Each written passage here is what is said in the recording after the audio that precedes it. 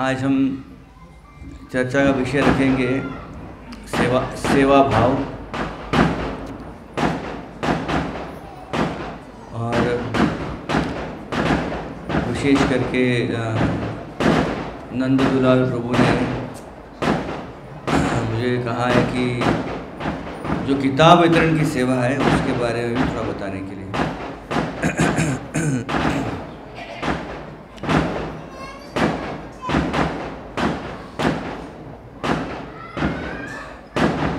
सेवा के पहले पटाखे बज रहे।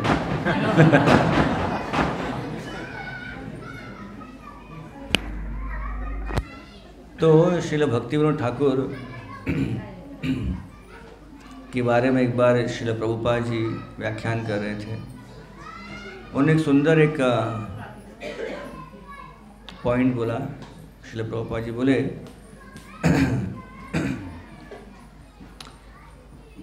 जो वृंदावन के षड गोस्वामी हैं, रूप सनातन भट्ट रघुनाथ, श्री जीव गोपाल भट्ट दास रघुनाथ, श्रील प्रभुपाद बोले इनके कोई फैमिली नहीं थी, ब्रह्मचारी थे, सन्यासी थे, लेकिन बहुत खुश थे। वो षड गोस्वामी की फैमिली नहीं थी लेकिन वो खुश थे। तो प्रभुपाद जी ने जब पॉइंट बोला तो सारे भक्त जो बैठे थे वो सोचने लगे कि प्रभुपाद ये कहना चाहते हैं कि फैमिली होने से शायद खुशी नहीं होगी, जो बिना फैमिली के है कि नहीं, वो शायद सुखी होगा बहुत। प्रभुपाद तुरंत बोले भक्तिविनोद ठाकुर, इनके 10 बच्चे थे, वो बड़े सुखी थे, बड़ी फैमिली थी। हमने सुना है ना, छोटा परिवार सुखी परिवार। भक्तिविनोद ठाकुर का तो बड़ा परिवार सुखी परिवार था। तो षड गोस्वामियों का कोई परिवार नहीं था, वो सुखी थे। भक्तिविनोद ठाकुर का बड़ा परिवार था, वो सुखी थे। प्रभुपाद बोले परिवार हो या न हो, भक्ति करने से सुख हो जाता है, व्यक्ति सुखी हो जाता है भक्ति करने से। तो देखिए ये बाह्य कारण है, कोई भी आश्रम हो, लेकिन मेन है कनेक्शन, भगवत कनेक्शन। गुरु के द्वारा, वैष्णव के द्वारा जब हम कनेक्ट करते हैं अपने जीवन को आध्यात्मिकता से, तो उस आध्यात्मिक कनेक्शन से संतुष्टि मिलती है, आनंद मिलता है। हम देखते हैं कि आजकल लोग जो है ना वो बड़े एक चीज़ लोगों में देखा है हमने, बहुत इच्छाएं होती है लोगों के मन में, मुझे ये करना है, वो करना है। संतुष्टि जो है बहुत दूर दूर तक लोगों के जीवन में नहीं है। Satisfaction, contentment. हमारे मंदिर में इस प्रभु जी बता रहे थे VT वैष्णव ट्रेनिंग एकेडमी, हमारे मंदिर में एक बार नंदगांव गए आप लोग, वृंदावन धाम। कितने डिवोटीज नंदगांव गए, हाथ ऊपर कीजिए। कितने डिवोटीज को नंदगांव जाना है, हाथ ऊपर कीजिए।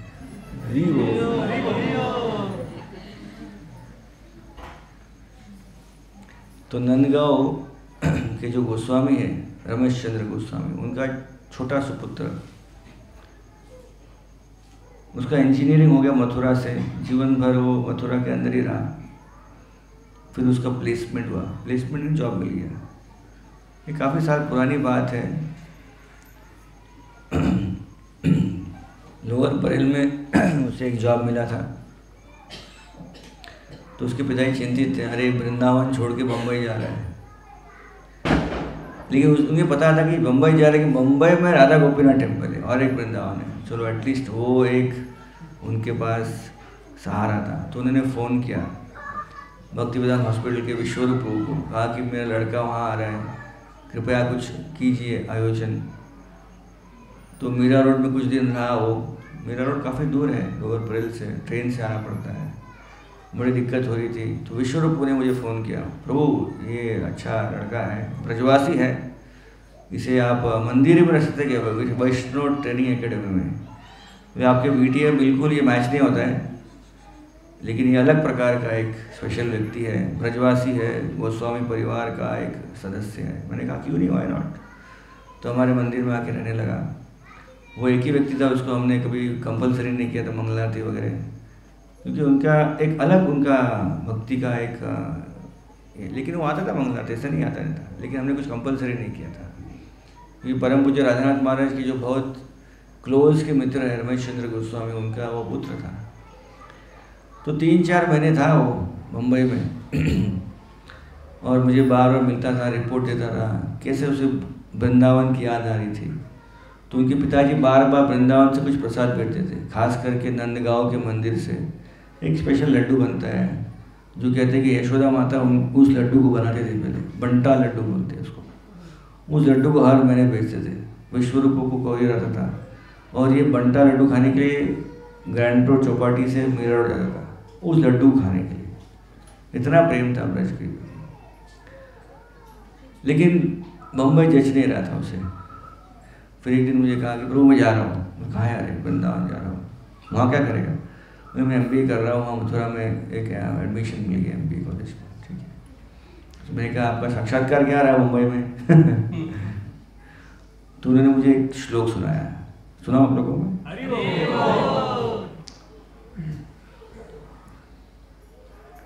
गोधन रत्न धन अश्वधन खान, ये उनके पिताजी उनको बचपन से सिखाए। वो कहे कि अलग अलग प्रकार का धन होता है जीवन में।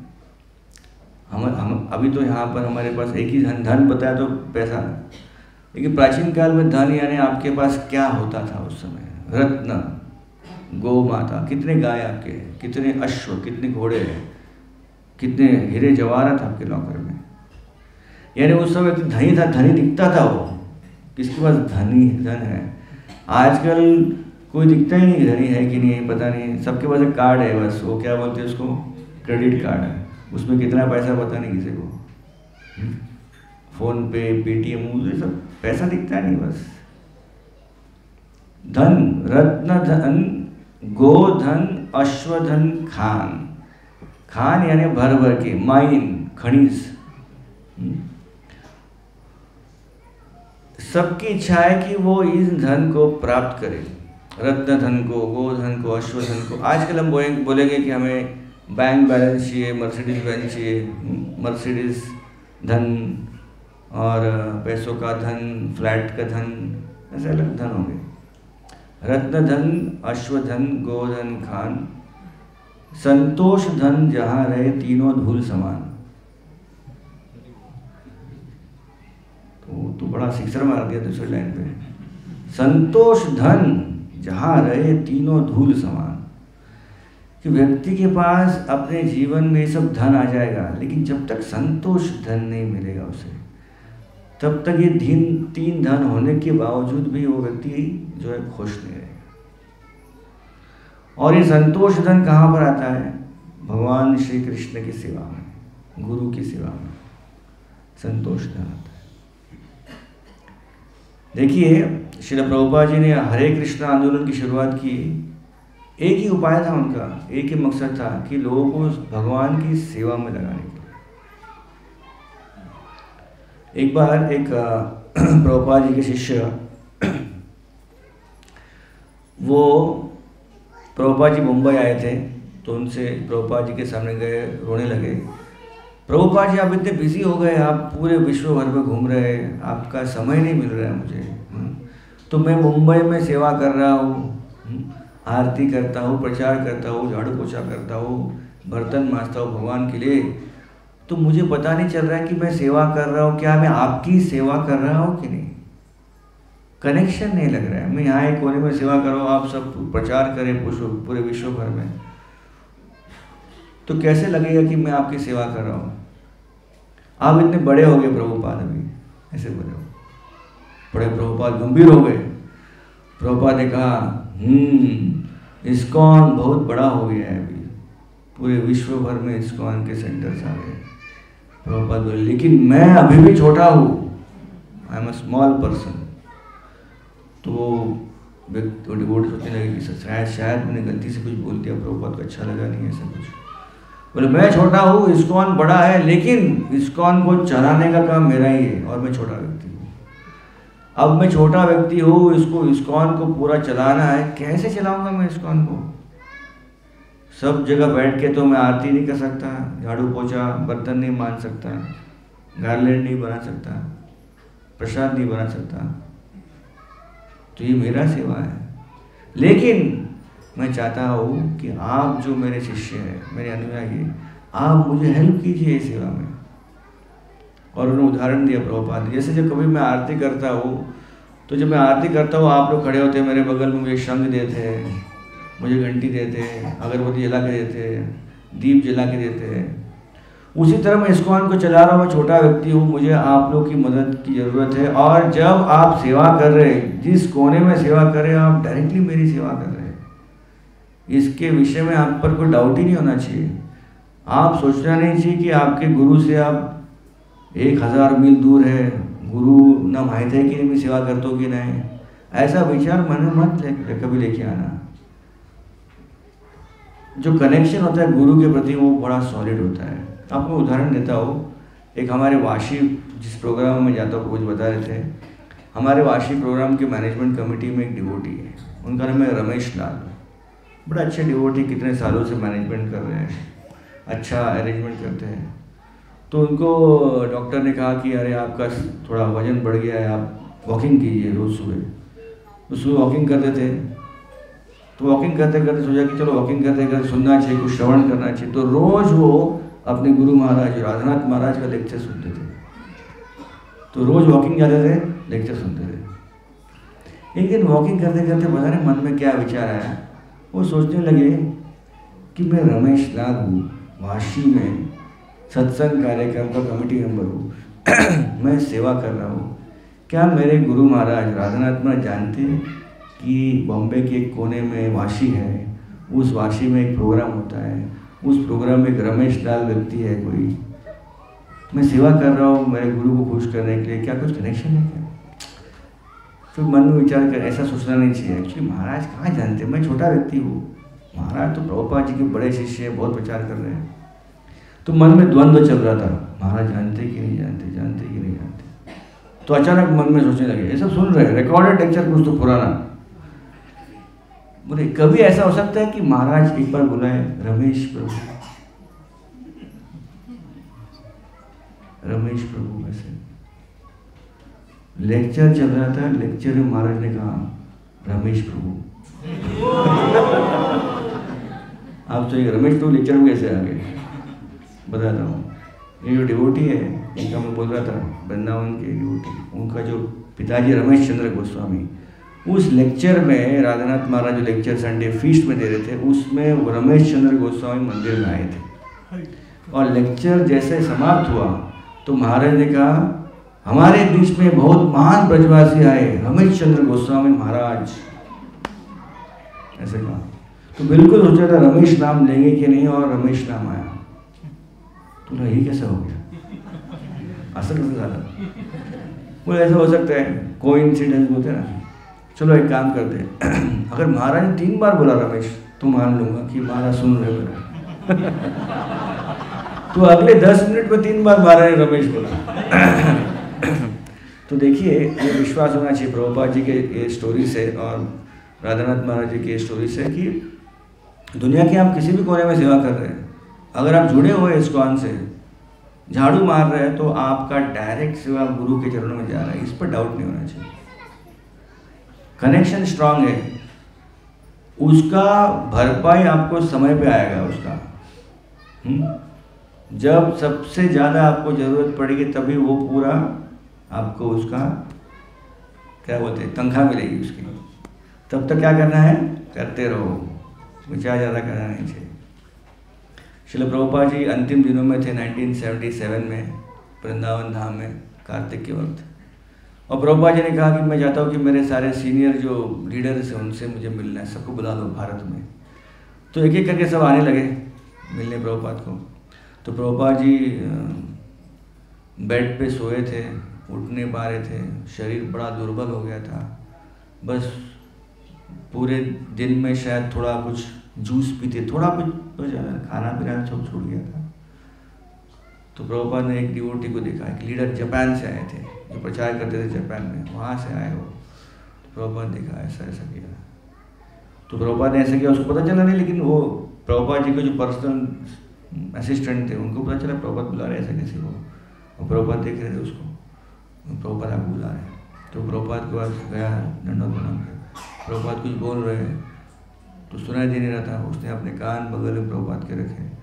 प्रभुपाद ने कहा मुझे छोड़ के मत जाना। तो बोलने लगा यस प्रभुपाद, मैं आपको छोड़ के जाऊँगा नहीं, इधर ही रहूँगा मैं। मुझे तो उसे बहुत गंभीर लगा प्रभुपाद करे, डोंट लीव मी। तो चले गया, बाद थोड़ी देर बाद अपना सेवा करने लगा। अगले दिन फिर से आया हो, अगले दिन प्रभुपाद ने फिर से बुलाया उसको, और प्रभुपाद बोले डोंट लीव मी, मुझे छोड़ के मत जाए। तो ये डिवोटी सोचने लगी प्रभुपाद को मेरी आवश्यकता है, अभी हमें लीडर हो प्रभुपाद का, इस्कॉन मूवमेंट में बड़ा सेवा कर रहा हूँ मैं जापान में, तो मुझे प्रभुपाद के साथ में रहना चाहिए, प्रभुपाद को मेरी बहुत आवश्यकता है। तीसरे दिन आया वो, फिर से प्रभुपाद ने बुलाया उसको, और जब गया प्रभुपाद के पास, प्रभुपाद ने कहा क्या कहा, मुझे छोड़ के मत जाओ। और उसके बाद प्रभुपाद ने कहा मुझे छोड़ के जाएंगे तो आपका देखभाल कौन करेगा। समझा कि नहीं? उसे लग रहा था कि मैं प्रभुपाद को छोड़ के जाऊंगा नहीं, प्रभुपाद को मेरी ज़रूरत है। प्रभुपाद बोले मुझे आपकी ज़रूरत है, आपको मेरी ज़रूरत है।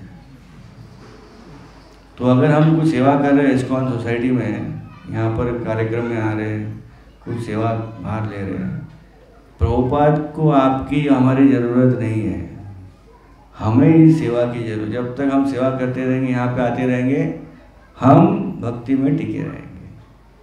तो जानना आवश्यक है, ये सेवा जो धन है बड़ा इम्पोर्टेंट है। इस सेवा धन से क्या मिलेगा? संतोष मिलेगा। और सेवा बड़ा छोटा कुछ नहीं है, सेवा सेवा ही है। छोटी सेवा हो बड़ी सेवा, जो मिलता है प्रेम से करना चाहिए। उस सेवा में जो आनंद है वो आनंद दिव्य है, वो कम नहीं है। जिसका पगार कम है उसको कम आनंद मिलेगा, जिसका पगार ज़्यादा है उसको ज़्यादा आनंद मिलेगा। लेकिन सेवा ऐसा नहीं है, सेवा छोटी हो या बड़ी हो उसमें उतना आनंद मिलेगा। श्रील प्रभुपाद जी ने अंतर्राष्ट्रीय कृष्ण महामंडल संघ का इसीलिए इतना बड़ा प्रचार किया कि सबको एक अपॉर्चुनिटी मिलेगा कि वो साथ में आए और वो सेवा करें।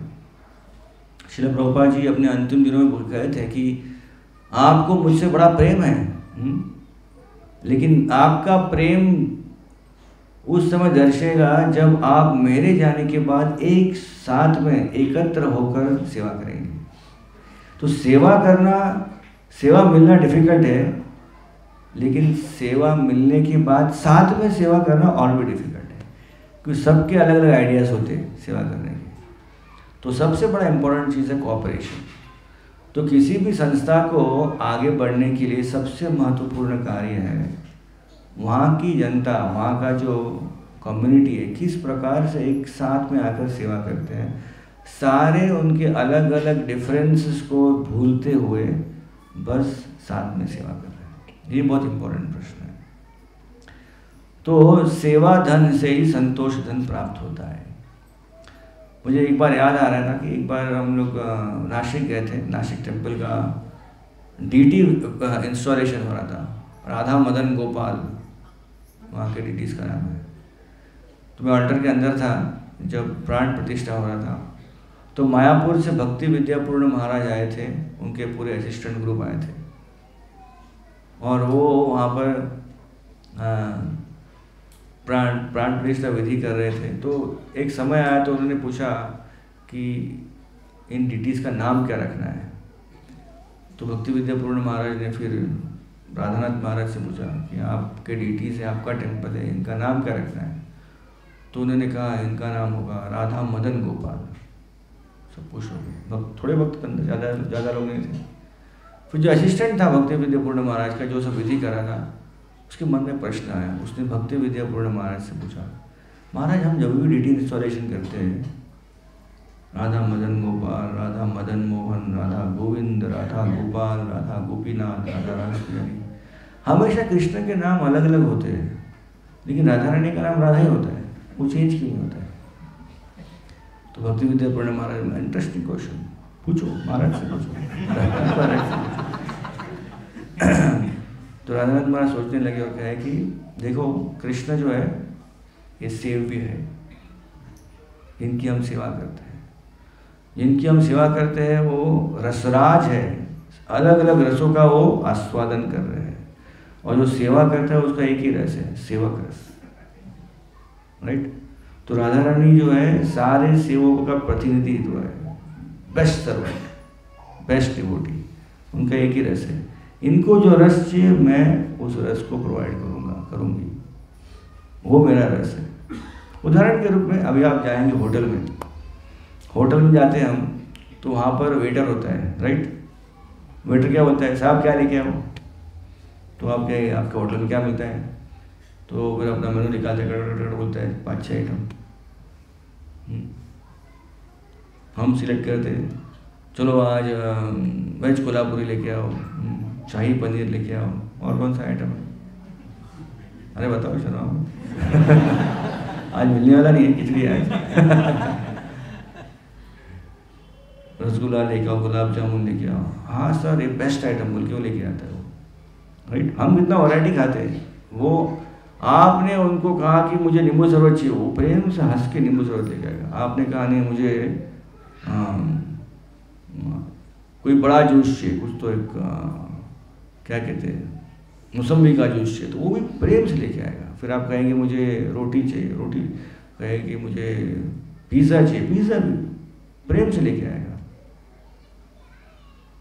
उसका सेवा क्या है कि आपका सेवा करना है, आप सारे रसों का आस्वादन करो। मेरा क्या है, आपको उस रस को प्रदान करना है, मैं आपका सेवक हूँ। तो परम पूज्य राधानाथ महाराज इस इंसिडेंट से बता रहे थे कि हमारा एक इम्पॉर्टेंट चीज़ है सेवा। उस सेवा भाव में जो आवश्यक है भगवान श्री कृष्ण, श्री गुरु, श्री वैष्णव के लिए, वो सेवा करना है। उस धन को हमेशा साथ में रखना है अंतिम क्षणों तक। वैसे परम पूज्य राधानाथ महाराज ने और एक अच्छा उदाहरण दिया सेवा के बारे में। वो बता रहे थे उनके जर्नी होम बुक पुरुषार्थ प्रतीक में बताते हो कि उनका संपर्क हुआ डिवोटी गोपीजन घनश्याम बाबा से उनका संबंध हुआ। इतने दिव्य अनुभूति उनको हुआ वैष्णवता के बारे में उनसे। तो उनका उम्र इतना बहुत बड़ा उम्र था। एक दिन उन्होंने देखा कि घनश्याम बाबा बेचारे एक बाल्टी का पानी लेके आ रहे थे यमुना से, उठा के 2 कदम उठाते थे, बाल्टी नीचे रखते थे, फिर उठाते थे, बाल्टी नीचे रखते थे, बड़ा परिश्रम कर रहे थे। तो महाराज ने उस समय 19-20 साल, जो 21 साल के थे, वो देखा तो भाग के गए, वो बाल्टी उठा लिया, मैं उठाता हूँ।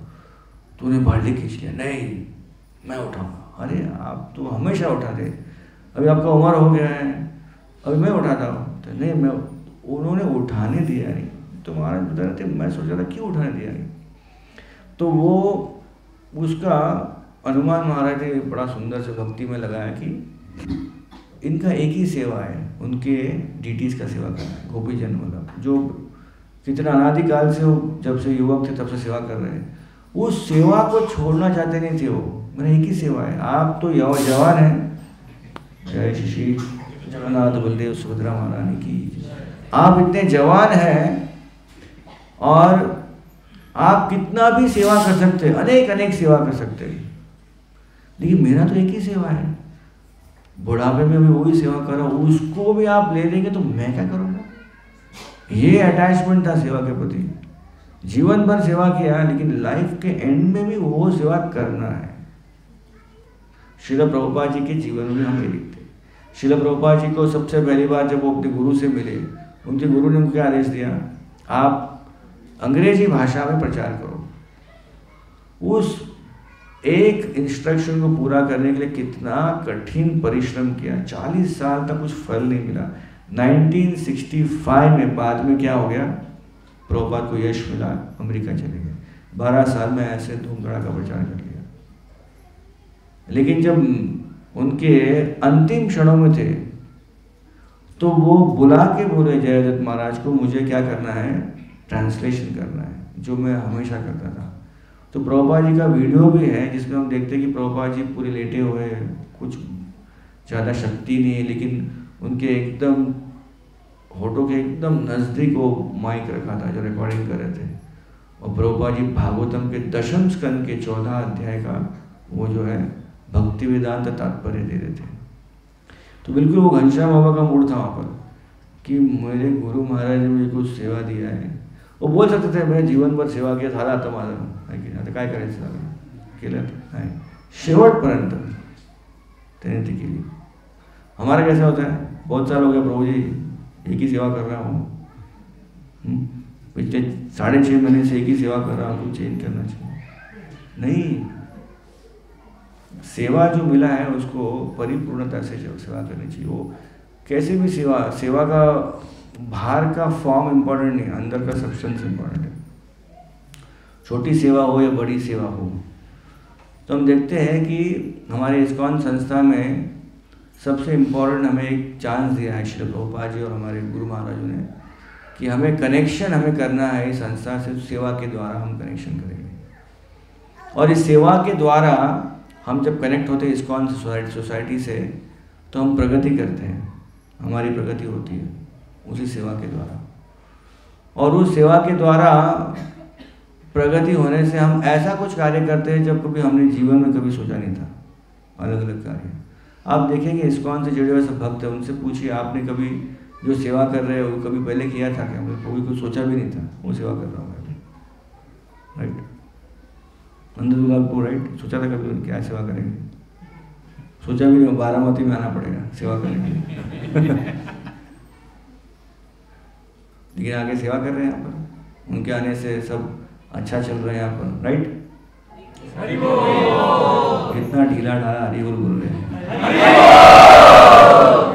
जोरात बोला ना, एक सुंदर।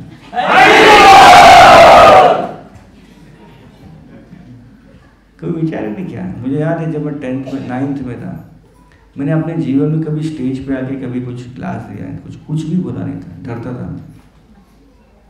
तो किसी ने कहा अरे 10th आने वाला है, सर्टिफिकेट रहना चाहिए, एक्स्ट्रा करिकुलर एक्टिविटी। तो मैंने कहा अरे बाप रे क्या करना चाहिए? तो किसी ने कहा कि चलो कुछ वो क्या बोलते हैं उसको, कंपटीशन होता है एलोकेशन कंपटीशन। तो मैं नाम दिया, फिर विड्रॉ कर दिया नाम बोलो कौन जाएगा। फिर किसी ने कहा ड्रामा पार्ट लो, चलो ड्रामा में पार्ट लेंगे तो साथ में सबको सर्टिफिकेट मिले, ड्रामा में पार्ट लिया। तो मैं ड्रामा में पार्ट लिया अपने जीवन में 9th स्टैंडर्ड में। वो इतना बड़ा ड्रामा था, मुझे एक ही रोल दिया था बस, उस पूरे ड्रामा में एक ही डायलॉग था मेरा। प्रैक्टिस करके डायलॉग बोल दिया मैंने, लेकिन मेरी भूमिका पूरे ड्रामा में आधा घंटे के लिए थी, लेकिन डायलॉग एक ही था। मैं ड्रामा करने गया, इतने सारे हमारे स्टूडेंट सब थे, उस ड्रामा करते करते एक्टिंग करते करते मैं ड्रामा में इतना एब्जॉर्ब हो गया, जब मेरा डायलॉग आया तो भूल गया मैं तो अचानक ड्रामा स्टॉप हो गया। सब देख रहे, मैं क्यों देख रहे, क्या हो गया? मैं देख रहा था, फिर मेरा डायलॉग किसी और ने बोल दिया ड्रामा आगे चला। फिर ऐसा मुझे लोगों ने पीटा उस दिन, बाहर एक डायलॉग बोला नहीं। तो सोच लिया अभी ये सब कुछ काम नहीं करना है, सब झाड़ से काम नहीं करे सब। तो 11वीं 12वीं में फिर इस्कॉन से संपर्क हो गया। फिर मुझे याद है जब मैं फर्स्ट ईयर में था तो मंदिर में एक बार गया था 2-3 दिन रहने के लिए। तो उस समय तो मोबाइल वोबाइल कुछ था नहीं, एक ऑपरेटर हमारे थे और एक फ़ोन था मंदिर में, एक ही फ़ोन था बस। तो मैं पता नहीं ऐसे घूम घूम के उधर फ़ोन के सामने खड़ा था, तो फ़ोन बज गया ट्रेन करके। तो मैं देखा कोई नहीं उठा रहा है, वो ऑपरेटर भी नहीं था, तो मैंने ही उठा लिया। हरी बोल प्रभु जी, हम सायन मेडिकल कॉलेज से बोल रहे हैं। अच्छा बोलो क्या करना है? बोला रोहिणी प्रिया वहाँ आते प्रोग्राम में, वो आज आने वाले क्या? मुझे क्या मालूम आने वाले। तो मैं यहाँ देखा कोई दिखा नहीं मेरे को। तो उसने गौरमपुर से वहाँ से आ गए, तो गौरमपुर पर फ़ोन आ गया। हाँ हरी बोल क्या हो गया? प्रभु जी आज कॉलेज में प्रोग्राम है हमारा मेडिकल हॉस्टल में, और रोहिणी प्रिया दिखने कहाँ आने वाले कि नहीं? बोले रोहिणी प्रिया तो यात्रा में गए। तो प्रभु आज प्रोग्राम हुआ कि नहीं? अरे प्रोग्राम कभी बंद होता है क्या इस्कॉन का? होगा। कौन आने वाला है? ये बलदेव प्रभु आएंगे आपके प्रोग्राम में। तो मैंने बोला अरे बाप रे।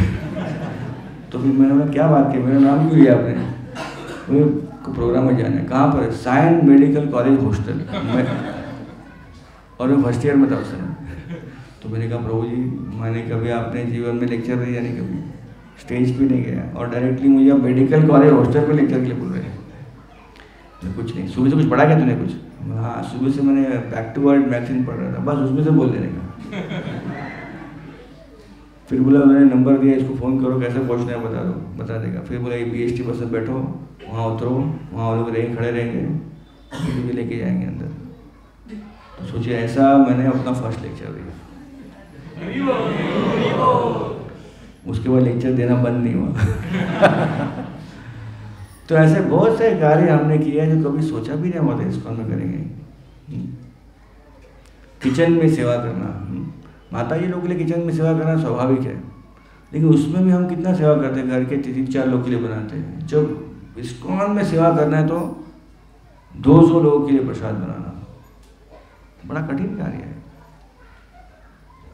डीटी वर्शिप करना, शंख बजाना, कभी कभी शंख बजाने तकलीफ होता है, शंख ही बजता नहीं। तो ये भक्त हमारे इस्कॉन के डिवोटी शंख बजाते फिर जोर से,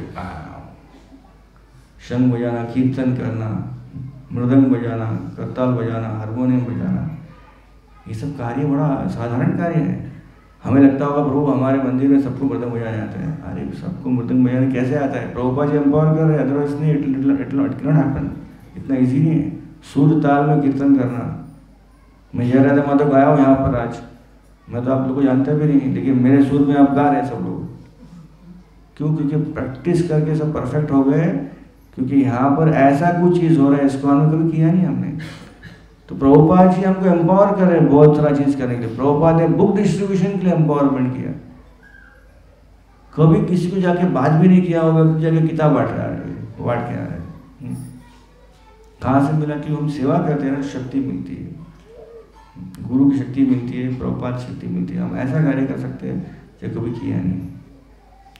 तो प्रभुपाद जी ने उनके इस्कॉन सोसाइटी में ब्रह्मचारियों को, सन्यासियों को, गृहस्थों को ऐसे एम्पावर किया है, जो कार्य वो कभी सोचा नहीं वो कार्य करते हैं। श्रील प्रभुपाद कहते हैं चैतन्य चरितामृत के तात्पर्य में, ये उस समय की बात है जब चैतन्य महाप्रभु जगन्नाथपुरी से दक्षिण भारत की यात्रा के लिए निकल रहे हैं। तो वहाँ पर श्लोक आता है कि दक्षिण भारत की यात्रा के पहले चैतन्य महाप्रभु सार्वभौम भट्टाचार्य जो एक गृहस्थ है उनके पास जाते हैं परमिशन मांगने के लिए। मिजाऊ का है दक्षिण भारतीय चैतन्य। तो सार्वभौम भट्टाचार्य बड़े दुखी होकर दिल पे पत्थर रखकर बोलते, चल तुम्हारा जे पाइए थे ठीक है। श्रील प्रभुपाद तात्पर्य में लिखते हैं, कभी ऐसा देखा है आपने कि कोई सन्यासी जाकर किसी गृहस्थ से ब्लेसिंग मांग रहे हैं, आशीर्वाद मांग रहे हैं, उसका परमिशन? ये उल्टा हो जाता है। गृहस्थों को जाके सन्यासी से बोलना चाहिए, महाराज मी जाऊ काय तिकडं, तुमचा आशीर्वाद दे हमारा। लेकिन ये उल्टा हो रहा है, एक सन्यासी एक गृहस्थ से बोल रहा है कि मुझे जाना है, आशीर्वाद दीजिए। प्रभुपाद लिखते हैं कि इस्कॉन सोसाइटी में जो सेवा करता है वो गृहस्थ भी इतना एम्पावर हो जाता है कि वो सन्यासी को गाइड कर सकता है। This is the power of serving in ISKCON. ISKCON संस्था में सेवा करने का ये शक्ति है कि हम ऐसा कुछ कार्य कर सकते हैं, हमारे जीवन को सोचा भी नहीं होगा। तो ये आध्यात्मिक संस्था जो है इस्कॉन को चलाने के लिए कोई साधारण काम नहीं है। हम सब अपने सारे कला कौशल को लगा रहे हैं। उस कला कौशल को लगाते हुए हम एक इम्पोर्टेंट चीज़ उस सेवा में करना चाहिए, कोऑपरेशन। ये सब हम जो आते हैं ना, अलग अलग जगह से आते हैं, अलग धारणा लेके आते हैं, अलग अलग कला कौशल लेके आते हैं, लेकिन एक जगह पे जब सब लोग कला कौशल को मिलाकर सेवा करते हैं तो उसमें थोड़ा ऊपर नीचे होने का चांस है, लेकिन उसको एडजस्ट करके सेवा करना चाहिए। एडजस्ट करना बड़ा इम्पोर्टेंट है। ये 3 शब्द है, इट इज़ ओके, ये जानना आवश्यक है हमें भक्ति में। It is okay. हमारे जीवन में क्या होता है कि सब कुछ वैसे ही होना चाहिए, ट्राई करना चाहिए, नहीं हुआ तो इट इज़ ओके, चलते रहो। वैसे एक बार मैं एक ट्रेन में जा रहा था, कहाँ से था ट्रेन वो, झारखंड के रांची से मैं कलकत्ता जा रहा था। कुछ 5 घंटे का ट्रेन राइड हो, सीटर ट्रेन था, सीटिंग अरेंजमेंट था। तो मैं देखा कि हमारे सामने एक फैमिली आके बैठ गई, हस्बैंड वाइफ और उनका छोटा लड़का, कुछ 15 साल का लड़का होगा। वो भाग भाग के आया और बराबर विंडो सीट पे बैठ गया, खुश हो गया, विंडो सीट मिल गया मुझे आज। बच्चों का एक्साइटमेंट ना विंडो सीट का। तो विंडो सीट पे आके बैठ गया, लेकिन जैसे कभी इंडियन रेलवे में देते हैं कभी कोई कुछ ऊपर नीचे हो जाता है, वो विंडो सीट का विंडो ही खुलने रहा था, कांच का विंडो बहुत ट्राई किया, खुला ढाड़ खुल रहा था। बहुत कोशिश कर रहा था, वो निराश हो गया। सीट पकड़ा, खिड़की खुली चाहिए, बंद है, खोल रहा है, बंद हो रहा है। ट्रेन चालू हो गई, रांची के बाद नेक्स्ट स्टेशन आ गया, वो बैठता था, फिर 5 मिनट के बाद वापस ट्राई कर रहा था, 1 घंटा 2 घंटा कंटिन्यूस ट्राई कर रहा था। मैं देख रहा था, पेरेंट्स बोल रहे छोड़ दे, दिख तो रहा है ना, खिड़की बंद है लेकिन दिख तो रहा है, लेकिन नहीं ये उगड़ना रहता था, सोच के रख लिया उन्होंने। वो 2 3 4 घंटा हो गया, आधा घंटा बैठता था, फिर वापस ट्राई करता था, कुछ तो पेपर निकालता था, जुगाड़ स्टाइल लगाता था, और ट्रेन थोड़ा हिलता था, ढाम कर वापस ही चलता हो। फिर बराबर 5 घंटा जब हो गया, ट्रेन कलकत्ता में पहुंचने वाली थी, उसने अपना लास्ट ट्राई किया और वो खिड़की लग गई। हरी बोल, खिड़की लग गई, जैसे लग गई बड़ा खुश हो गया वो। स्टेशन आ गया, माता पिता चला जाओ यहाँ पर रुक रहे सर, अभी तो खिड़की अभी जाना नहीं है, अरे कलकत्ता आ गया चलो। वो मान नहीं रहा था लड़का, नहीं खिड़की ऊपर अभी थोड़ा 1 घंटा। लिटरली माता पिता ने फोर्स करके उठा के उसको लेके गया। तो हाँ सर, कभी हम बच्चे ऐसे होते हैं, इसको मैं ऐसे करना ही है बस, वो खिड़की ऊपर करना है, यार खिड़की नहीं हो छोड़ दो, आगे गाड़ी बढ़ाओ। लेकिन हमको वो एक चीज फंस जाते, असं का झाला नाही, या गुरुपूजामध्ये ते 7:30ची गुरुपूजा 7:35 का झाली, वो लेके बैठ जाते हैं, वो गुरु पूजा भूल जाते हैं, उसके बाद जो प्रसाद भूल जाते हैं, वो 7:35 को 735 दिन याद रखते हैं। तो ये सब जो चीज़ है ना, ये बड़ा छोटा छोटा चीज़ हमारे सेवा में विघ्न आता है। इससे बहुत बचना चाहिए। हमारे मुंबई में एक कार्यक्रम होता था, कांग्रेगेशन प्रोग्राम हो रहा था, नाम बताऊँ मैंने कहाँ पर है, बड़ा अच्छा प्रोग्राम हो रहा था, कुछ 80-90 भक्त लोग आते थे, रेगुलर प्रोग्राम था हर वीक। उसमें एक टीम बनाया था, माताजियों का टीम। तो उस माताजी की टीम में 2 साउथ इंडियन, एक मराठी, एक गुजराती और एक कश्मीरी माताजी, तीनों 4-5 लोग थे। तो साउथ इंडियन माताजी बड़े सीनियर डिवोटी थी, तो बोले हम अगले बार सांभर राइस बनाएंगे। तो ठीक है माताजी। नेक्स्ट डे अभी हम रसम राइस बनाएंगे, ठीक है माताजी। तीसरे बार वापस सांभर राइस बनाएंगे। सबने बोल मराठी में काय सांभर राइस रसम राइस चले, दाल भात बनवा की नहीं, सांभर राइस अच्छा है, साउथ इंडियन आइटम बहुत अच्छा रहता है। तो कश्मीरी बोला दम आलू बनाएंगे। तो थोड़ा डिफरेंस ऑफ ओपिनियन हो गया, दम आलू बनाना चाहिए कि सांभर राइस बनाना चाहिए। वो इतना डिफरेंस हो गया कि वो 5 माता जी के बीच में कलह हो गई। जब कलह हो गई तो बाद में क्या होता है, सब माता जी जाके घर पे अपने पिताजी को बोलते, पिताजी को नहीं प्रभु जी को बोलते। तो प्रभु जी के बीच कलह हो गया, दूसरे को बोले अरे क्या आपकी वाइफ साउथ इंडियन बनाती, कभी मराठी बनाती। तो प्रभु जी के भी कलह चालू हो गया, इतना कलह प्रोग्राम बंद हो गया। सांभर राइस रसम राइस के पीछे प्रोग्राम बंद हो गया। ये फैक्ट है। हमारे इस्कॉन सोसाइटी को चलाना बड़ा इजी है, लेकिन जब बंद होता है, क्यों होता है, ऐसे कारणों की वजह से बंद होता है।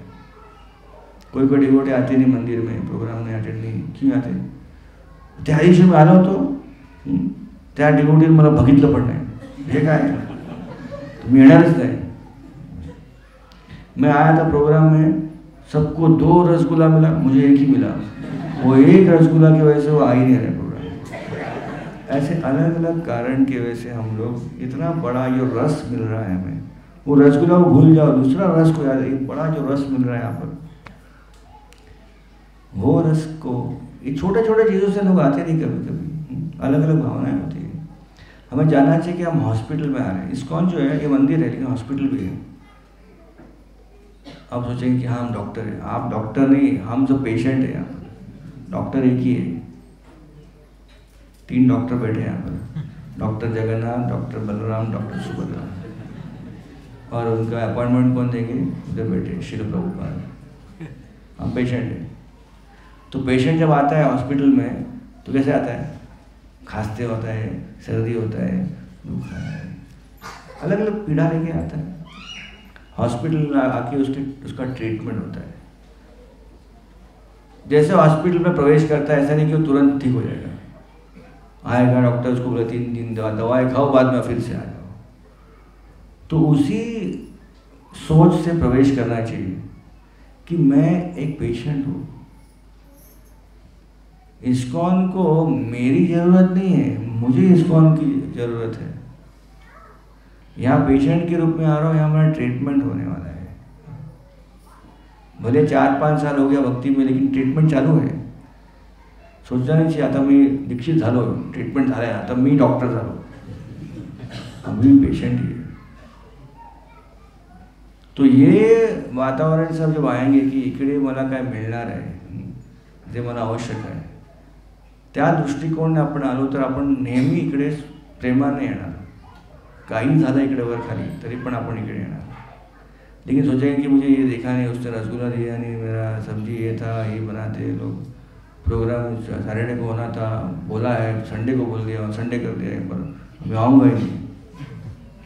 तो ये कारण छोटा मोटा कारण है, लेकिन ये बहुत बड़ा चीज़ है। इसमें बहुत सारे डिवोटीज आते हैं उस कारण के। तो इस्कॉन एक संस्था है जो एक हॉस्पिटल के समान है, और इस्कॉन एक संस्था है जो एक शिक्षण संस्था है। यहाँ पर ट्रेनिंग मिलता है कैसे भगवान की सेवा करनी चाहिए, कैसे वैष्णव बनना चाहिए। श्रील प्रभुपाद को एक डिवोटी मिले, बोले प्रभुपाद जी हाँ ये डिवोटी ऐसा करते है, ती तैसे करते हैं, सबका नाम लेके बोलो, ये ऐसा कर रहा है, वो ऐसा कर रहा है, वो ऐसे कर रही है। प्रभुपाद सुन रहे थे। प्रभुपाद ने उसको बोला रुक जाओ, इस्कॉन में मैं अकेला ही डिवोटी हूँ और कोई डिवोटी नहीं है। तो वो गंभीर हो गया, हम किसका कंप्लेंट करेगा, सारे डिवोटी अचानक गायब हो गए, एक ही डिवोटी है वो चले गया, कुछ बोला नहीं, चले गया वो। तो एक डिवोटी सुन रहे थे, बोले प्रभुपाद ने सही, एक तरह से देखेंगे तो सच में डिवोटी का जो क्वालिफिकेशन है वो साधारण क्वालिफिकेशन नहीं है। भक्त कोई साधारण चीज थोड़ी है। लेकिन इस्कॉन में श्रील प्रभुपाद की इतनी कृपा है कि पहले दिन आते हैं आपको इमीडिएटली भक्त बना देते हैं डिवोटीज। क्या बोलते हैं, आइए प्रभु जी, माता जी, दंडवत प्रणाम, पहले दिन से टाइटल पहले मिल जाता है। ये ऐसा एक यूनिवर्सिटी है, एग्जाम के पहले आपको डिग्री मिल जाती है। आप किसी जॉब पे जाएंगे, आप इंजीनियरिंग का कोई जॉब होगा, आईटी का, कहेंगे कि हाँ आपका एजुकेशन कितना है, बोले फर्स्ट ईयर में हूँ। अरे तो अभी क्यों आ गए, 4 साल होने के बाद आइए। नहीं अभी मुझे ले लीजिए, 4 साल के बाद मैं आपको सर्टिफिकेट सबमिट करूँगा। ऐसा क्यों बोलता है, कोई जॉब देखा है आपने कभी? नहीं देखा। इस्कॉन ऐसा संस्था है जहाँ फर्स्ट ईयर में आपको जॉब मिल जाता है, सर्टिफिकेट बाद में। जैसे अंदर आते हैं हम क्या बन जाते हैं, भक्त बन जाते हैं, प्रभु माता जी। श्रील प्रभुपाद जी ने पहले हमें वो पदवी दी है, लेकिन उस पदवी को साध्य करने का हमें लक्ष्य रखना चाहिए कि इस्कॉन में आने के बाद इकडे राहून आपण भक्ती करत करत एकदा काय होणार, मी भक्त होणार आहे। सध्या फक्त टायटल भेटली आहे भक्त, पण भक्त ही मोठी वस्तू है, मोठी वस्तू है। तो इस्कॉन संस्था में श्रील प्रभुपाद की कृपा से हमें एक स्थान मिला है, सेवा मिला है, करते रहो बस। श्रील प्रभुपाद जी का एक इम्पोर्टेंट जो सेवा इतना बोल सकता हूँ कि मुझे अभी थोड़ा टाइम देख के कट करना पड़ रहा है। अभी एक मुद्दा अभी यहाँ पर आया है, प्रभु जी ने बोला कि बुक डिस्ट्रीब्यूशन के बारे में बोलिए, तो अभी वो भी एक सेवा है। और बुक डिस्ट्रीब्यूशन की सेवा जो है ये प्रभुपाद के लिए इतना उनके लिए स्पेशल था कि उनका वो पर्सनल सर्विस था उनके गुरु के लिए। श्रील प्रभुपाद जी ने जब बुक डिस्ट्रीब्यूशन अपने जीवन में खुद किया, उस समय कुछ भी उनके पास नहीं था। जैसे वृंदावन में एक उल्लेख आता है कि वृंदावन के जो महंत होते हैं या वृंदावन के जो संत साधु होते हैं वो भिक्षा मांगते हैं नियमित रूप से। उस भिक्षा को कहते हैं मधुकरी। मधुकरी भिक्षा मांगना। तो प्रभुपाद वृंदावन में थे। अमेरिका जाने के पहले वृंदावन में एक छोटे से कमरे में रहते थे, राधा दामोदर में। पैसा कुछ नहीं था उनके पास। वो भी मधुकरी करते थे, दुकानों में जाते थे, खड़े रहते थे। तो एक बार दुकानों के जाके खड़े हो गए तो दुकान जो था वहाँ पर बाजार में था। तो महाराज क्या लेंगे? रोटी लेंगे, शाक लेंगे? तो उन्होंने कहा कि प्रभुपाद नहीं, मुझे पेपर चाहिए। पेपर? कौन सा पेपर? न्यूज़पेपर? नहीं नहीं नहीं, लिखने के लिए कागज, कोरा कागज चाहिए। बोला नहीं, कौन सा साधु है? साधु भिक्षा मांगता है, दक्षिणा मांगेगा, पैसा मांगेगा या फिर कुछ खाना मांगेगा। प्रभुपाद पेपर मांग रहे। पेपर किस लिए चाहिए? मुझे भागवतम लिखना है, पैसे नहीं है मेरे पास पेपर खरीदने के लिए, पेपर दीजिए भैया। तो ये भागवतम प्रभुपाद ने लिखा है, पहला स्कंद, द्वितीय स्कंद, ये 2 स्कंद कितना मेहनत से प्रभुपाद ने लिखा है। पेपर के लिए पैसा नहीं था, ट्रैवलिंग के लिए पैसा नहीं था। वृंदावन से दिल्ली जाते थे 2nd क्लास कंपार्टमेंट में, इतने आयु में। चल के जाते थे स्टेशन से चिप्पीवाड़ा, बहुत दूर है वो। खुद अपना कार्य करते थे, इतने तकलीफ में थे। इसलिए प्रभुपाद जी ने बहुत जो है भर दिया है बुक डिस्ट्रीब्यूशन के लिए। एक बार एक डिवोटी अपने मंदिर में, छोटा मंदिर था वो विराम कर रहा था। उस मंदिर में 3-4 ब्रह्मचारी थे, कांग्रेस ज़्यादा नहीं थे। ये वेस्टर्न वर्ल्ड की बात है, पाश्चात्य देश की बात है। तो उस मंदिर में अब थे तो रात को सोया था। बुक डिस्ट्रीब्यूशन का महीना था, दिसंबर। तो मंदिर छोटा था, तो जैसा हमारे राधा गोपीनाथ टेम्पल में हमारा मंदिर छोटा है, तो रात को टेम्पल और देखा आपने हमारा। आप में से कितने लोग चौपाटी टेम्पल में आए? हाथ ऊपर कीजिए। कितने लोगों को चौपाटी टेम्पल में आना है? इस्कॉन चौपाटी राधा गोपीनाथ टेम्पल सगळ्यांनी हाथ वर करा। परत सांगतो, किसको चौपाटी टेम्पल में आना है? हरि बोल। नोट किया जाए। तो चौपाटी मंदिर का टेम्पल बड़ा है, बहुत विशाल। तो जैसे वो लाइट बंद होता है रात को 9:05 सारे ब्रह्मचारी के वहाँ सोते हैं। तो ये ब्रह्मचारी भी, ये राधा गोपीनाथ की बात नहीं, किसी और मंदिर की बात है। तो प्रभुपाद जी के आसन के बाहर अपना चट्टा डाल के सो गया रात को। रात को मध्य रात्रि को किसी ने जगाया, उठाया ऐसा। तो उसने देखा तो प्रभुपाद जी व्यासासन से उतर के उसको उठा रहे। अरे प्रभुपाद व्यासासन पे नहीं, जय प्रभुपाद। प्रभुपाद चला, कुठे प्रचार आला। अरे मध्य रात्रि 12:30-1 मैं मंदिर में बैठ के बोर हो गया। प्रभुपाद बोले मुझे प्रचार को लेके जाओ। ठीक है प्रभुपाद, कल सुबह जाते हैं। नहीं ना, अभी जाना है। ठीक है। तो उठ गया वो। प्रभुपाद बोले आप आगे चलो, मैं पीछे पीछे आपके आता हूँ। तो वो मंदिर से बाहर आए, गेट कर आप आ गए मंदिर के पीछे। देखा प्रभुपाद है क्या? प्रभुपाद थे पीछे। तो गेट के बाहर रास्ते पे आ गए। रास्ते में कोई भी दिख नहीं रहा। प्रभुपाद क्या करना है? वेट करो, कोई ना कोई आएगा, उसको पकड़ के लेके आना मेरे पास। दूर से देखा ये चल के जा रहा था। प्रभुपाद बोले जाओ उसको लेके आओ। प्रभुपाद क्या बोलो? बोलो उसको मेरे गुरु को आपको प्रचार करना है। अच्छा। तो गया वो, पकड़ लिया उसको। तो क्या हो गया? बोला आप आइए मंदिर में। मंदिर में अभी रात को? हमारे गुरु का आपको प्रचार करना है। अरे बाप रे, आपको आना ही पड़ेगा। पकड़ के लेके आया। पकड़ के लेके आया तो गेट के बाहर आके देखा तो प्रभुपाद गायब। टेंशन में आ गया, लेके आया प्रभुपाद। तो वहाँ पर एक सीट था, चेयर था वहाँ पर। उस चेयर में कुछ किताबें थी प्रभुपाद की। उस किताबों से आवाज़ आई। प्रभुपाद बोले अरे मूर्ख, दे दे मुझे। किसको दूँ? किताबें दे दे उसको। कहाँ उसको घर पे लेके जा, उसको घर पे जाके प्रचार करूँगा मैं। तो उसने किताबें उठाई, उसको दिया और वो चले गया। वो इतने में ये प्रभु जी का सपना टूट गया। ये सपना था, लेकिन वो जान लिए कि प्रभुपाद सबसे बेस्ट प्रचारक कौन है इस्कॉन के? थे नहीं, अभी भी है श्रील प्रभुपाद। तो प्रभुपाद का किताब वितरण करना यानी प्रभुपाद को पहुंचाना सबके पास। कौन पहुंचाएगा? हम पहुंचाएंगे। प्रभुपाद के बुक चल सकते नहीं। प्रभुपाद के किताबों में एक डिस्क्वालिफिकेशन है, उनमें पैर नहीं है। लेकिन वो अपॉर्चुनिटी हम सबके पास है कि वो उनके पैर हम बन जाए और हम लेके जाए उस किताबों को। और किताब वितरण करेंगे बड़ी श्रद्धा से करना चाहिए, एक कर्तव्य के रूप में, गुरु दक्षिणा के रूप में करना चाहिए। प्रभुपाद सोचना चाहिए काय मला पाठवलं आता स्टॉल लावायला, हे काय आता भगवद्गीतेचं प्राइस पण वाढली आहे तर कोण घेणार आहे, ऐसा सब सोचना नहीं चाहिए। हम अपना कर्तव्य करना चाहिए। जैसे हमारे एक बार बुक डिस्ट्रीब्यूशन के वक्त मुझे एक मार्केटिंग की ड्यूटी मिल गई, तो मैंने कहा आप क्या मार्केटिंग करते हो? टूथपेस्ट। अरे टूथपेस्ट तो बड़ा इंपॉर्टेंट चीज़ है। मैंने कहा कितना प्रोडक्ट बिकता है? बहुत बिकता होगा, टूथपेस्ट तो बड़ा इंपॉर्टेंट। बोले नहीं प्रभु जी, बहुत मेहनत करने के बाद फिर थोड़ा यश मिलता है। तो मैंने कहा स्ट्राइक रेट कितना है? बोले प्रभु जी 100 लोगों को बताता हूँ मैं तो 50 लोग देखते भी नहीं, मुझे देखते भी नहीं कि मैं खड़ा उधर, सुनते भी नहीं, और बाकी 50 लोग सुनते हैं। उसमें से 40 लोग सुन के बोलते हैं हाँ हाँ आमच्याकडे आहे बस कुछ आमच्याकडे आहे ना बराबर। और बाकी 10 लोग उस टूथपेस्ट को हाथ में लेते, उसका भाव क्या है, अच्छा ठीक है अगली बार लेंगे। और गिन के फिर 4 लोग उस टूथपेस्ट को खरीदते। मैंने कहा टूथपेस्ट इतना इम्पोर्टेंट है उनके लिए, वो जानते हैं, रोज़ यूज़ करते हो। उसका स्ट्राइक रेट 100 लोगों का दिखाने के बाद 4 टूथपेस्ट उसका जाता है। और हमें क्या कन्विंस करना लोगों को? भगवद गीता क्या है?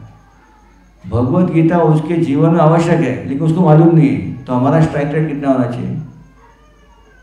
100 में से 100 ना, राइट? जाएंगे किसको भगवद गीता क्या, तुम्ही किती महान आहे, तुमच्या हातून भी भगवद्गीता घेतो, असं हम सोचते हैं कि ऐसा कोई मुझे स्वागत करेगा अब भगवद्गीता, कोई देने वाला नहीं है। मार्केटिंग एक टूथपेस्ट के लिए 100 लोगों के पास जाएंगे, 50 लोग देखेंगे भी नहीं, 50 लोग देखेंगे, वो परखेंगे, पैसा दे देंगे, 4 लोग लेंगे। तो ये स्वभाव, ये आइडिया लेके जब बुक डिस्ट्रीब्यूशन करेंगे तो बुक डिस्ट्रीब्यूशन शांति से होगा। अन्यथा क्या होगा, मैं गेली हूँ तो तिकडे 2 लोगों को दिखाया लेकिन किसी ने किताब ही लिया नहीं और निराश आ जाते हैं हम। सोचना चाहिए किताब वितरण एक अवसर है श्रील प्रभुपाद को लोगों को देने के लिए। एक बार नेपाल में एक डिवोटी बुक डिस्ट्रीब्यूशन कर रहे थे, तो एक को दिखाया किताब, हाँ तुम्हें क्या पुस्तक? बोले नहीं मेरे को इंटरेस्ट नहीं, चले गए वो। अगले दिन वही व्यक्ति आके ढूंढ रहा था, पूछे तो डिवोटी, बोले प्रभु जी आपका किताब तो भगवद गीता, अरे कल आपको दिखाया, आप तो बोले नहीं चाहिए, आज क्यों मांग रहे? तो बोले नहीं इम्पोर्टेंट है, किताब पढ़ना चाहिए। कितना चाहिए? 3 किताब चाहिए। अरे कल तो 1 भी लेने रहा था, 3 क्यों ले रहे हैं? तो कल रात को मैं गया था आपसे मिल के, रात को मेरे पंजोबा का मुझे सपना आया, ग्रेट ग्रैंडफादर। आपको कैसा मालूम पड़ा आपके वो पंजोबा है? उन्होंने अपने आप को इंट्रोड्यूस किया मुझे सपने में, तो तुमसे पंजोबा है। बोले मैं जब था तो मैं रोज भगवद्गीता पढ़ता था और सबको पढ़ाता था। तुम मूर्ख व्यक्ति, 3 जनरेशन के बाद कोई गीता लेने रहे, कल गीता मिला तुझे, तू छोड़ दिया, जाओ उसके पास और किताब लेके आ। और एक नहीं, तीनों परिवार को गीता दे रहे हैं। तो देखिए श्रील प्रभुपाद की भगवद गीता एक कोई साधारण बुक नहीं है, पंजो आ जाते हैं सपने में बोलने के लिए किताब लो करके। तो देखिए क्या होगा, हम किताब वितरण करेंगे ना, उसमें एक ऐसा अनुभव हो जाएगा, पंजोबा का सपना हो जाएगा, वो जीवन भर हम याद रखेंगे। परम पूज्य राजानाथ महाराज कहते हैं कि किताब वितरण एक सेवा है, उस सेवा में कितना जाएगा कितना नहीं जाएगा इम्पोर्टेंट नहीं, उसमें जो एक्सपीरियंस है वो इम्पोर्टेंट है।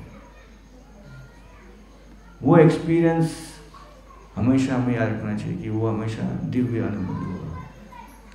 Shri Radha Gopinath temple congregation devotee साथ में आके बुक डिस्ट्रीब्यूशन करते हैं, सड़कों पर, मार्केट प्लेसेस में प्रयत्न करना चाहिए।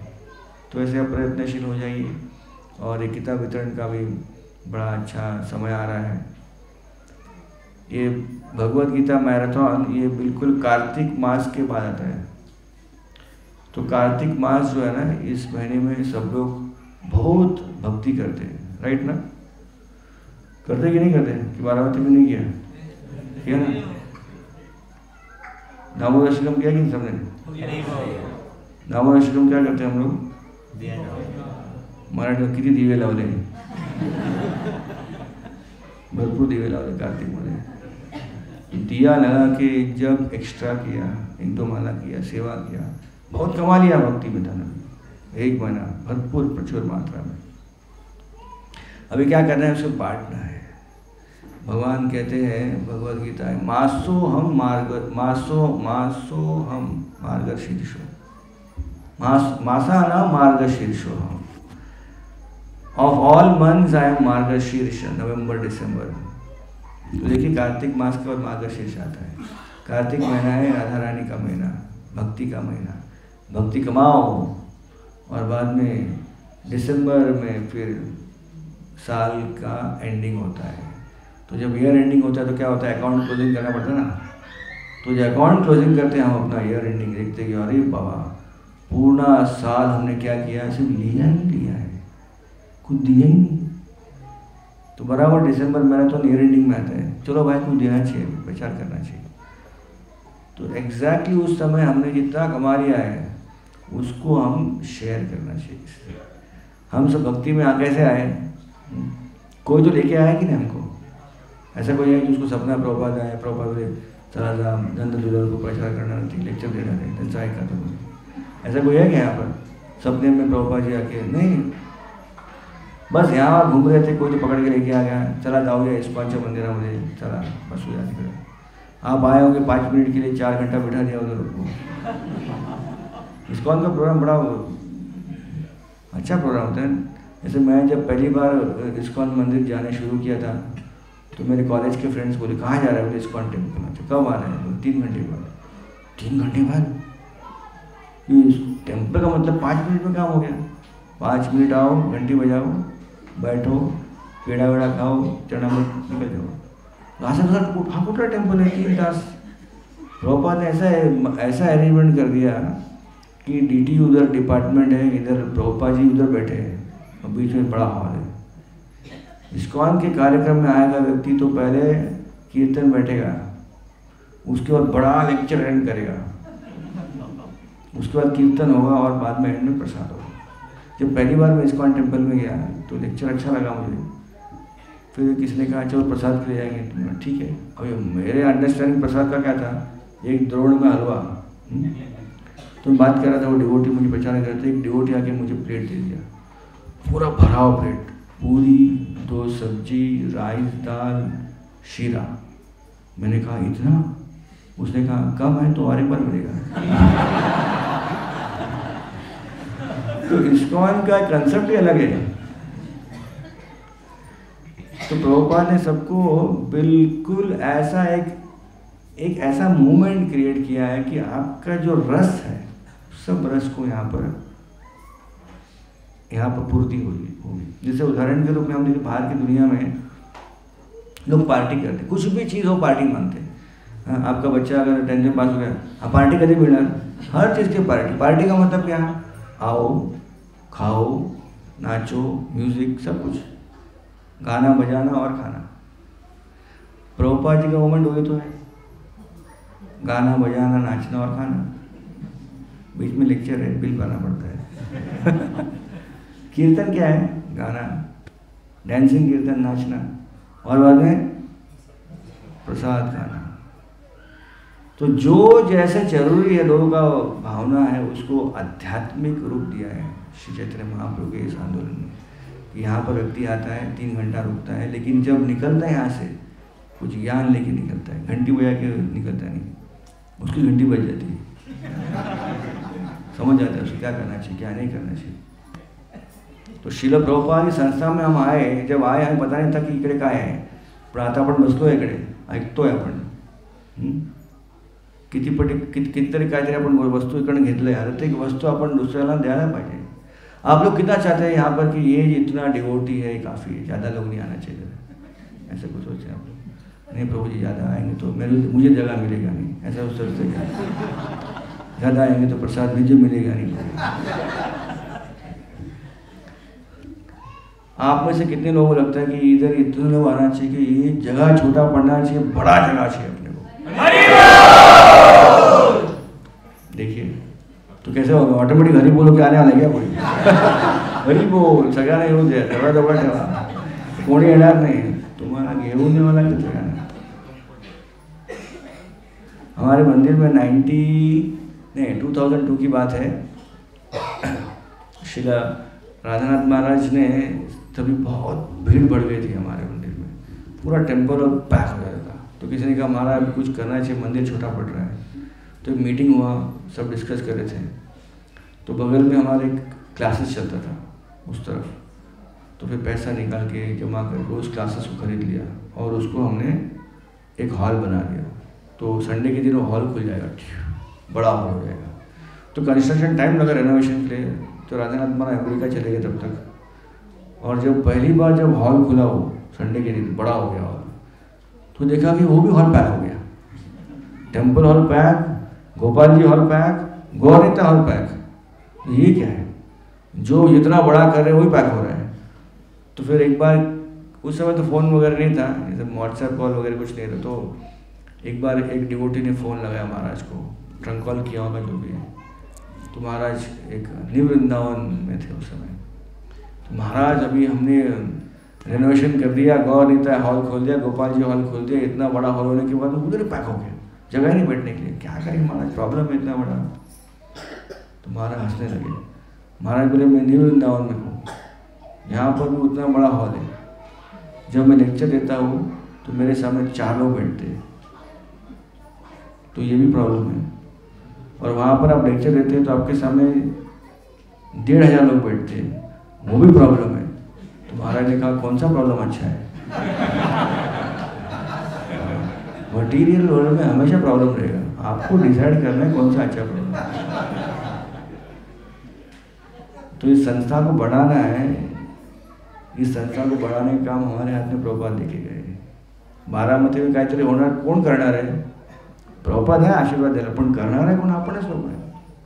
कैसे होगा? जब लोगों के पास जाएंगे, हम उनको बुलाएंगे। तो माध्यम होना चाहिए बुलाने के लिए। तो किताब वितरण एक अच्छा एक मौका है लोगों से मिलने के लिए। स्लोवेनिया एक छोटा देश है, दिल्ली जितना साइज होगा उसका, लेकिन पॉपुलेशन उससे भी कम। उन्होंने अपने बुक डिस्ट्रीब्यूशन मैराथन में सोच लिया कि हमको किताब वितरण ही करना नहीं, बहुत सारा चीज़ और भी करना है।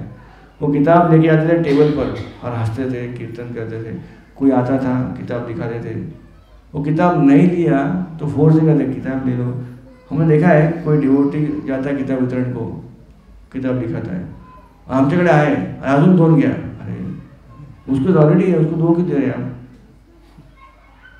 बर्थडेला द्या, याला द्या, त्याला द्या, तो भाग जाता है। वो बोले बाबा इस्कॉन तो डेंजर हो गए। लास्ट ईयर एक बार किताब भी, अभी और 4 किताब दे रहे। तो स्लोवेनिया लोगों ने क्या किया, भक्तों ने, लोग आते थे उनसे बात करते थे, अच्छे से प्रेम से बात करते थे। किताब है आपके पास? अच्छा वेरी नाइस। अरे वाह, आपने किताब पढ़ी है? नहीं पढ़ी। तो क्यों नहीं पढ़ रहे आप? समय नहीं मिल रहा है। कोई बात नहीं, हमारे पास क्लासेस होती है भगवद गीता की, आप आइए। उनका नंबर लिया, अपना नंबर लिया, फॉलोअप किया। उन्होंने बांटा किताब 1000, लेकिन कांटेक्ट मिला 4000। प्रसाद बांटा 2000 पैकेट। तो प्रभु जी हमने ये बुक डिस्ट्रीब्यूशन के माध्यम से लोगों तक हम पहुँचे, ये सोचकर नहीं कुछ लेना है उनसे, देने के माध्यम से। हमेशा लेने जाते ना, अपना डोनेशन गया, है गया, ते गया। लोगों से जाके बात करो, बस लोग मिले, अच्छे से बात करो, एक संपर्क रखो, लोग देखेंगे इस्कॉन के लोग कितने अच्छे हैं। और खास करके फैमिली हो जाते ना तो और अच्छा इम्पैक्ट होता है। इस तो फैमिली वाले लोग बाहर है ना, देखते अरे ये लोग फैमिली वाले, बच्चा भी है, माता जी भी, प्रभु जी भी है, तिलक लगा, कीर्तन करे, हंस रहे, और हम लोग रो रहे थे, हंस रहे। कुछ तो स्पेशल होना चाहिए। सड़क पे बैठ खड़े रह के भव्यता बांटा, लेकिन हंस रहे। तो लोगों का इम्पैक्ट होता है कि इस्कॉन अच्छी संस्था है, इसमें जो आता है वो हमेशा हंसते रहता है। तो वो लोग यहाँ के दिखने वाले नहीं कि हम हंस रहे कि नहीं, उनको दिखाने का एक माध्यम है बुक डिस्ट्रीब्यूशन। जाओ उनके बीच में, उनसे बात करो, लेंगे, पुश करना चाहिए, लेना चाहिए उनको। नहीं ले रहे तो उसको पॉजिटिवली ले लो, एक कि नहीं लिया तो फिर भी चलेगा, एक प्रसाद दो, उसके चर्चा करो, उसको मंदिर बुलाओ, उसका एड्रेस लो, फ़ोन नंबर लो, उसे इन्विटेशन भेजो। इस तरह से एक प्रीति लक्षण हम चालू करो उनसे। और हम देखते हैं कि इसके बाद वो लोग मंदिर आएंगे और वो आप एक किताब बेचने का प्रयास किया, वो बाद में आके 10 किताब लेके जाएगा। ये तो 100% गारंटी है। हमने एक स्टॉल लगाया था वाशी में बहुत साल पहले, और यही सब सिद्धांत रखा था कि इसको फोर्स नहीं करने का, प्रचार करना चाहिए, अच्छे से बात करना चाहिए। तो पहले दिन एक लड़का आ गया, यंग लड़का, तो उसको अच्छा लगा, वो खड़ा रहा, तो हमने उसको बोला नहीं कि चलो हो गया निकलो, ऐसा नहीं।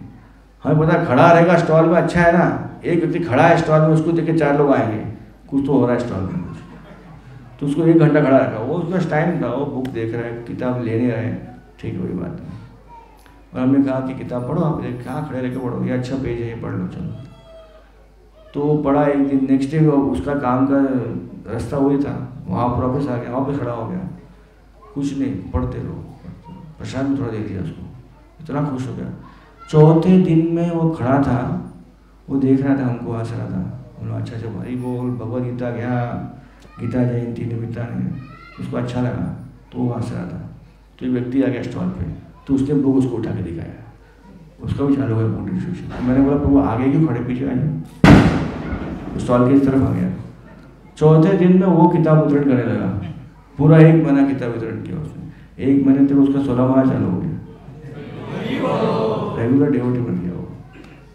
और पहले से बोलता तू किताब ले रहा है टाइम पास करवा के से, तो शायद वो आता ही नहीं था कभी वो मुक्ति में। तो हमारा एक यहाँ पर एक इम्पॉर्टेंट चीज़ है कि किताब वितरण एक माध्यम है लोगों तक पहुँचना है, और इस्कॉन का एक अनुभूति उनको देना है। तो हम आप सबसे निवेदन करते हैं कि आप कृपया करके कोशिश कीजिए और किताब वितरण कीजिए, स्टॉल लगाइए, और उस स्टॉल के माध्यम से अगर स्टॉल लगाना डिफ़िकल्ट हो रहा है तो ऐसे हर दिन स्टॉल लगा सकते हैं। तो संडे के दिन एक सोचिए, 102 घंटा हम इस मार्केट में जाएंगे, सब लोग पहुँच जाएंगे वहाँ पर, तिलक विलक लगा के, अच्छा कपड़ा पहन के, कोई कीर्तन कर रहा है, कोई किताब लिखा रहा है, एक इम्पैक्ट दिखाइए। बारामती में इम्पैक्ट होना चाहिए कि इसको लोग आ रही तो यहाँ चौका वाला तिकडे काय भर तेना बघून सगळ्यांना आनंद झाला। संडे के दिन लोग घूमते रहते हैं, देखेंगे यार इस्कॉन का इतना भारी स्टॉल हो रहा है, कहाँ पर इस्कॉन, मालूम नहीं था मुझे, हम तो इस्कॉन का मंदिर इकड़े है। ऐसे करके प्रचार कीजिए और किताब भी जाएगा और प्रचार। कहने के लिए काफ़ी कुछ है, ओवर टाइम हो गया है, क्षमा करना। हरे कृष्ण। श्रील प्रभुपाद की जय।